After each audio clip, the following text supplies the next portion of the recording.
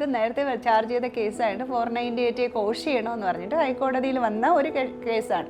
അവന് ശരിക്കും മെലിഞ്ഞിട്ടുള്ള പെമ്പിള്ളേരാണ് ഇഷ്ടം. പക്ഷേ എന്ന് പറയുമ്പോഴേക്ക് ഇൻഡയറക്റ്റ് ആയിട്ട് നിനക്ക് തടി കൂടിപ്പോയി, അതൊരു ബോഡി ഷേമിംഗ് ആണ്. നിസ്സാരമായെന്ന് തോന്നുന്ന ഒരു ചെറിയ വാക്ക് പോലും അവളെ സംബന്ധിക്കുന്നോളം മെന്റലി ഹരാസ് ചെയ്യാണ്.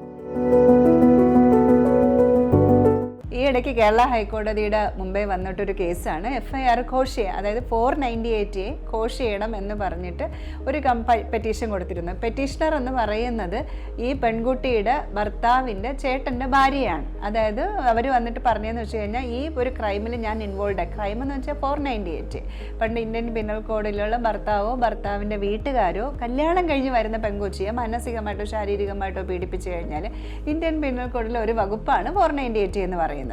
ഇപ്പോൾ BNS വന്നപ്പോഴേക്കും 498 മാറി സെക്ഷൻ 84 ആയി. ഇപ്പോൾ ഇത് നേരത്തെ ചാർജ് ചെയ്ത കേസായിട്ട് 498 കോഷ് ചെയ്യണമെന്ന് പറഞ്ഞിട്ട് ഹൈക്കോടതിയിൽ വന്ന ഒരു കേസാണ്.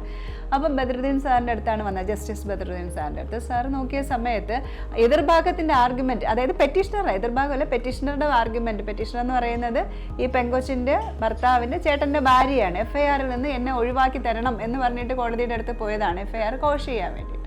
പറഞ്ഞതെന്ന് വെച്ചാൽ ഞാൻ അവരുടെ റിലേറ്റീവ് അല്ല, ശരിക്കും ഭർത്താവിൻ്റെ ബന്ധുക്കളോ ആണ് നമ്മൾ ഈ 498 എപ്പോഴും പ്രതിയായിട്ട് വരുന്നത്. ഈ പരാതി കൊടുക്കാൻ പറ്റുന്നത് ഉള്ളി സ്ത്രീകൾക്ക് മാത്രമാണ് 498. അപ്പോഴേക്കും ഞാൻ ഭർത്താവിൻ്റെ ബന്ധുവല്ല, ഭർത്താവിൻ്റെ ബന്ധു എന്ന് പറയുന്ന റിലേറ്റീവ് എന്നുള്ള വാക്കായിരുന്നു അവിടെ കൂടുതലും ചർച്ചയായത്. അതായത് കോടതിയുടെ മുമ്പേ വന്നിട്ട് വാദത്തിന് വേണ്ടി വന്നത്. അപ്പോൾ റിലേറ്റീവ് എന്ന് പറയുമ്പോഴേക്കും ഭർത്താവിൻ്റെ ചേട്ടൻ്റെ ഭാര്യ റിലേറ്റീവ് ആവുമോ എന്നുള്ളത് എന്നിട്ട് ഒരുപാട് പ്ലീഡിങ്സും കുറേ കേസുകളും ഒക്കെ ലോസ് വന്നിട്ട് റിലേറ്റീവ് എന്ന് പറയുന്നത് ബ്ലഡ് വഴി റിലേറ്റീവ് ആവാം, മാരേജ് വഴി റിലേറ്റീവ് ആവാം, അഡോപ്ഷൻ വഴി റിലേറ്റീവ് ആവാം. അങ്ങനെയാണ് റിലേറ്റീവ് എന്ന് പറയുന്നത്. അതിലെല്ലാം ഉൾപ്പെടുന്നതാണ്. ഈ ലേഡി എന്ന് പറയുന്നത് ഉറപ്പായിട്ടും ഭർത്താവിൻ്റെ റിലേറ്റീവ് ആണ്.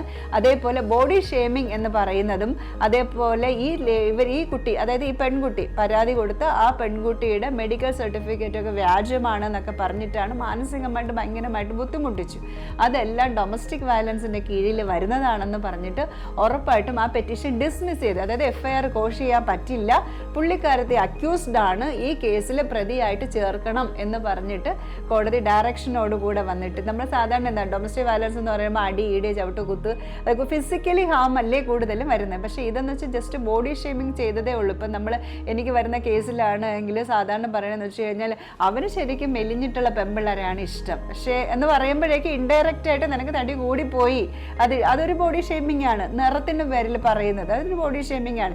അപ്പം നമ്മൾ കല്യാണം കഴിച്ചുകൊണ്ട് വരുന്ന ആ പെങ്കൊച്ചിന് അവിടെ വയ്ക്കുന്ന ഒരു നിസ്സാരമായെന്ന് തോന്നുന്ന ഒരു ചെറിയ വാക്ക് പോലും അവളെ സംബന്ധിക്കുന്നോളം മെന്റലി ഹരാസ് ചെയ്യാണ്.